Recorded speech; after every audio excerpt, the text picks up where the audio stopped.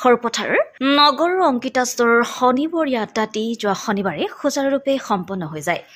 এবাৰ শনিবৰীয়া আড্ডাত মুখ্য অতিথি হিচাপে উপস্থিত আছিল ধনগিৰি মহকুমাৰ লোক সংস্কৃতিৰ গৱেষক তথা সীতানাথ ব্ৰহ্ম চৌধুৰী বঁটা প্ৰাপক ধৰ্মেশ্বৰ দৰা। তেখেতে শনিবৰীয়া আড্ডাত তেখেতে বাল্যকালৰ সোণালী স্মৃতি, চাকৰি জীৱন, সাহিত্য চৰ্চাৰ বিষয়ে বহুখিনি কথা বিৱৰি উপস্থিত সকলো ৰাইজক প্ৰায় 2 ঘণ্টা সময় মন্ত্ৰমুগ্ধ কৰি ৰাখে।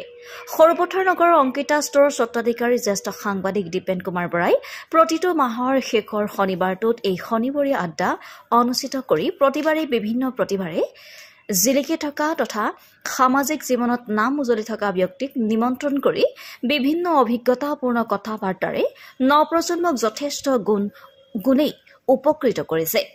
আয়োজক দীপেন কুমাৰ বৰাৰ এই পদক্ষেপক সৰুপথাৰবাসীয়ে শলাগ জনাইছে। News desk report, Sarupathar live. ময়ো আপোনালোকৰ সন্মুখত আহি উপস্থিত হৈছোহি।